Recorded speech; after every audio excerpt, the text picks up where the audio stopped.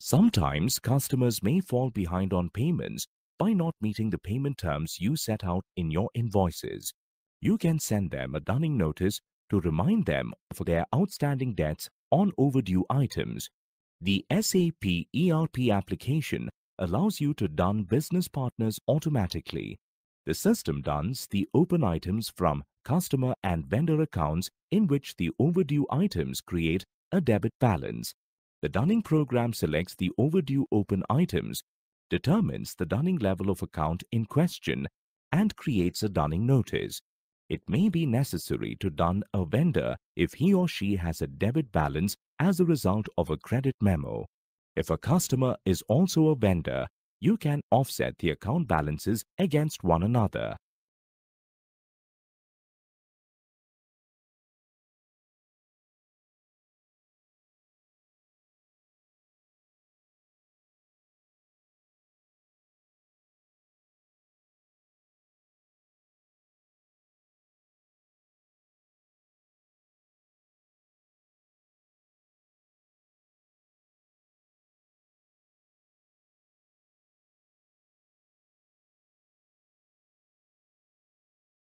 These are the key fields in Customer and Vendor Master Record.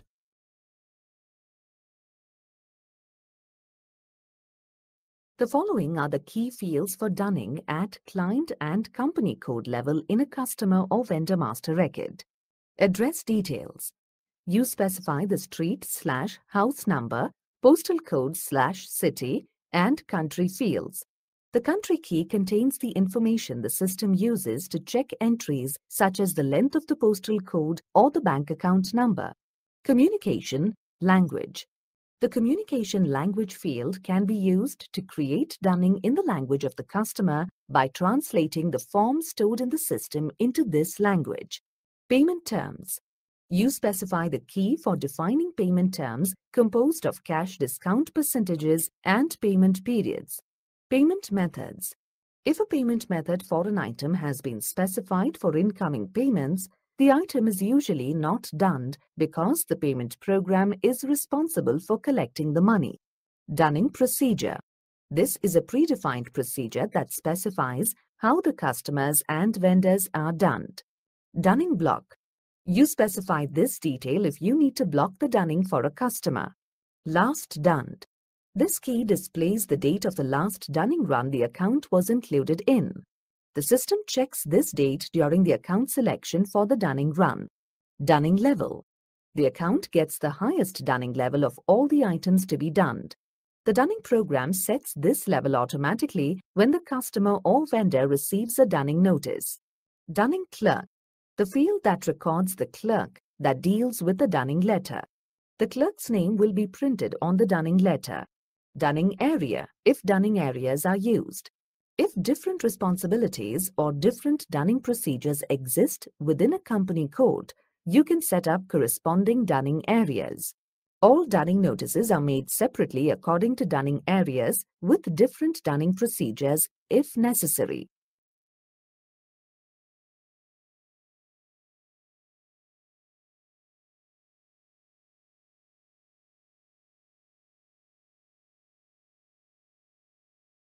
In addition to maintaining the dunning data at master record level, you can maintain the dunning data at financial accounting document level. Important fields that can be maintained at document level include the following: dunning area, dunning key, dunning block, payment term.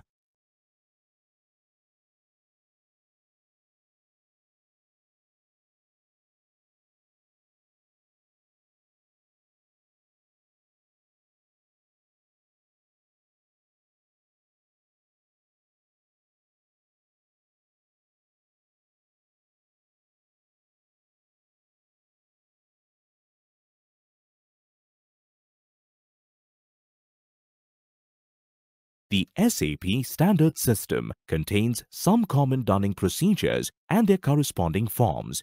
You only need to make minimum changes to the configuration if you copy an existing dunning procedure and adapt only the company code specific configuration.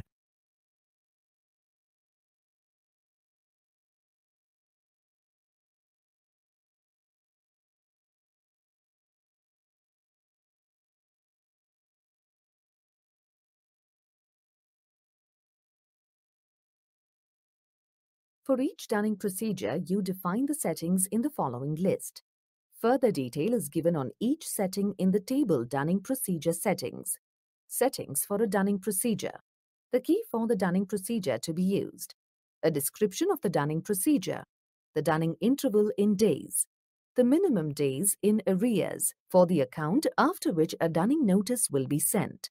Grace periods per line item. Interest calculation indicator for calculation of Dunning interest.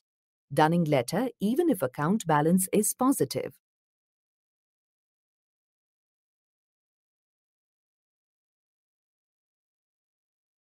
For each dunning level, you define the settings in the following list. Further detail is given on each setting in the table Settings for Dunning Levels. Dunning Level Settings. Days in arrears. Calculate interest. Print all items. Always done. Payment deadline.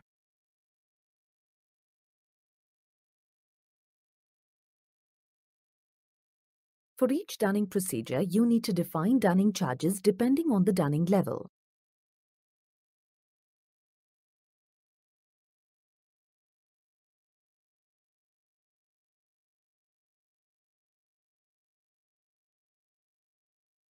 Minimum amounts are used to prevent relatively small overdue amounts from triggering high Dunning levels.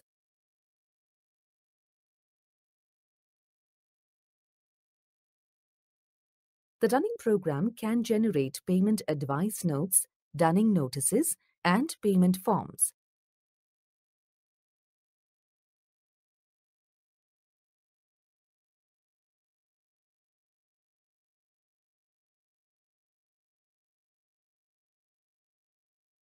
Before you can start using Dunning, you have to configure the global settings for Dunning and set up the Dunning procedure. Environment Settings. This list gives an overview of the environment settings for a Dunning program. The following table provides more detail on each setting. Company code data, sort fields, sender details, Dunning areas, Dunning key, Dunning block reasons, interest, Dunning grouping.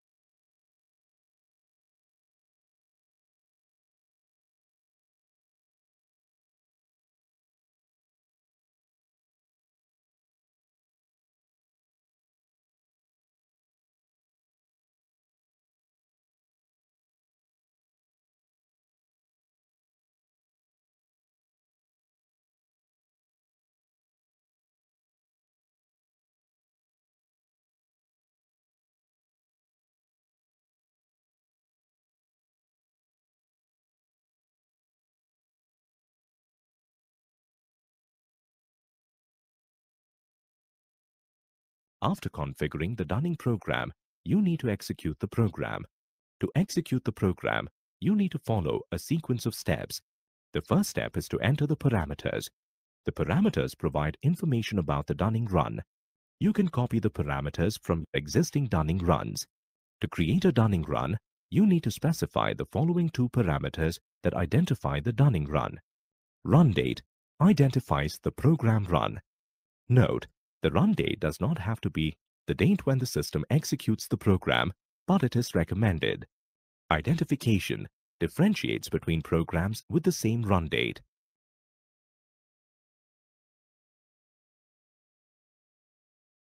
You use the parameters to specify which company codes, documents, and accounts the system searches for overdue items.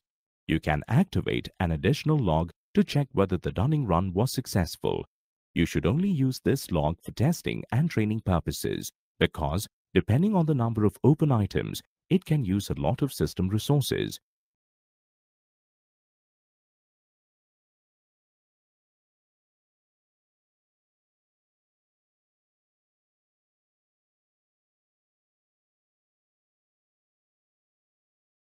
The dunning run creates a dunning proposal you can edit, delete, and recreate as often as you need to. You can automatically print the dunning notices directly after the dunning run. But in this case, you cannot edit the dunning proposal.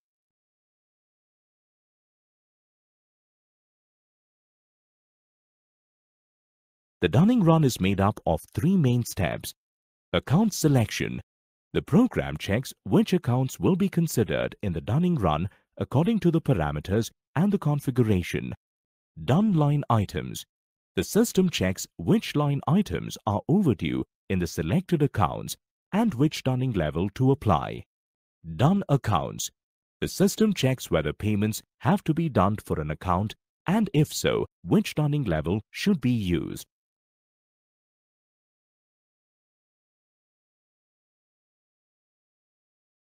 The account selection is the first step in the dunning run.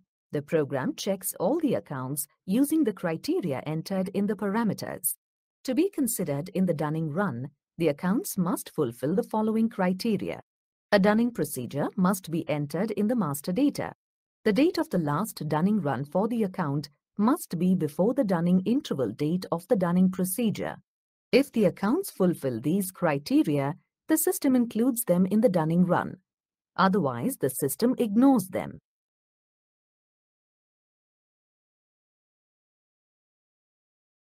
The due date is the date by which the customer has to pay the net liabilities. The following rules apply to due dates for receivables and credit memos. Receivables, due by the due date for the net payment. Invoice-related credit memos, due on the same date as the invoice. Usually, the payment terms of a credit memo do not apply. If you want to apply the payment terms in a credit memo, enter V in the invoice reference field. Other credit memos, due at the baseline date.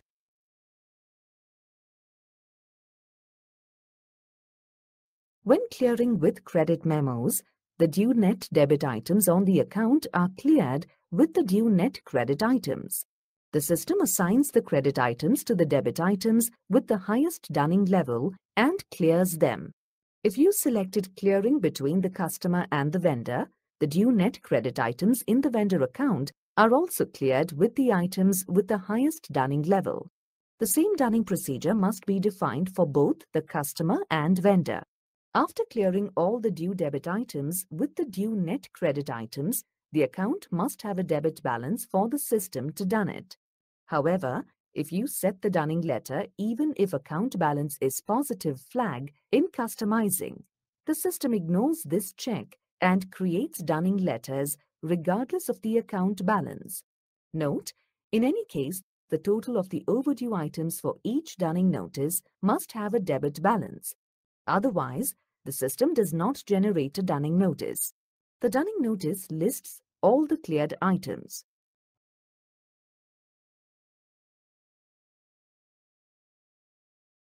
The difference between the due date and the dunning date is the following.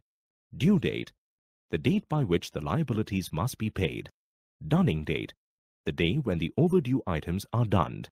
Every dunned item is overdue, but not all overdue items are dunned. Usually, all the overdue items at the date of issue have to be dunned.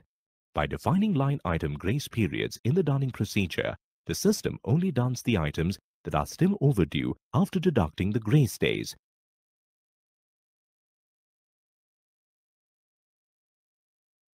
Dunning blocks enable you to prevent an account or an item from being dunned. If items are overdue, but there is a dunning block in the item, the system adds these items to the blocked items list. If payments have to be done for an account, but the account contains a dunning block, the system adds the account to the list of blocked accounts.